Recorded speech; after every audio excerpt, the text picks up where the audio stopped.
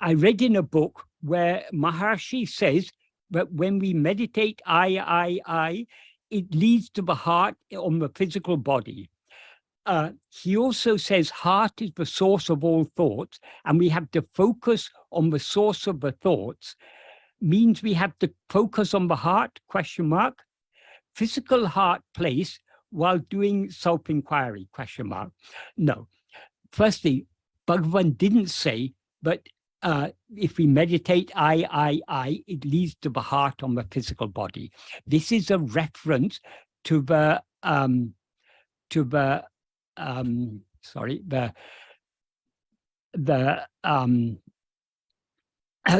fifth paragraph of Nana, who am I?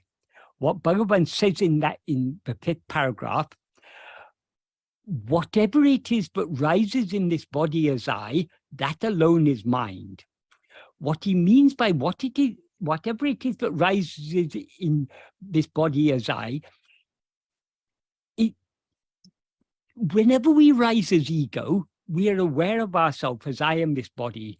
So as ego, we always seem to be limited within the confines of this body. That's why he says, what rises in this body as I, that means that which rises as I am this body, that alone is the mind. If one investigates in what place the thought called I first appears in the body, one will come to know that it is in the heart. When he says, if one investigates in what place the thought I first appears in the body, he's not meaning that we are to investigate looking for a place in the body. That is, as soon as we rise as ego, we seem to be confined within the body.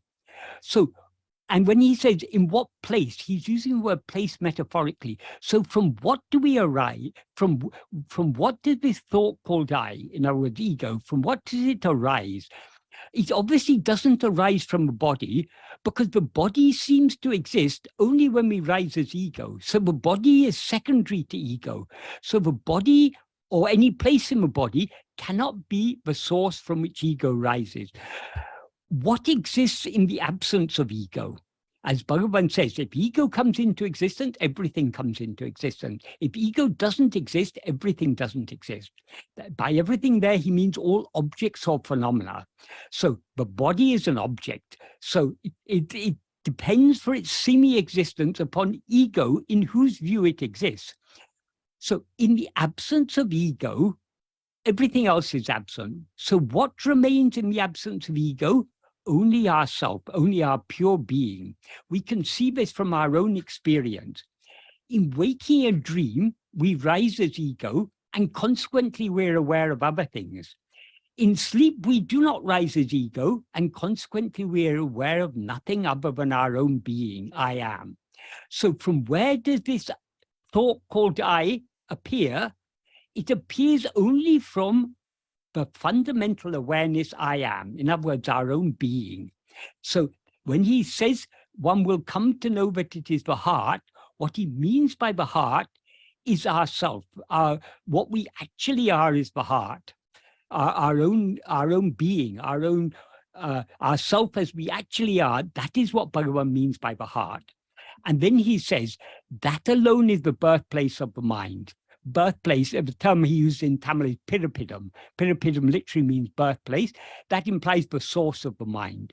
The mind or ego, mind here he's using as a synonym for ego. So the place from which the mind or ego arises has to be that which exists even in the absence of mind or ego. The only thing that exists in the absence of mind or ego is our own being. So that is the heart. That is what Bhagavan means by the heart. The reason he sometimes talked about a place in the body for the heart was only for those who lacked subtle understanding, who were not capable of thinking beyond the limitations of the body. When such people ask Bhagavan, you talk about the heart, what is the place for heart in the body? But he would sometimes refer to but place 2 digits to the right from the center of the chest, as I explained earlier. But that is not the real heart. But what Bhagavan actually means by heart is not any place in the body. It is ourself, our own reality.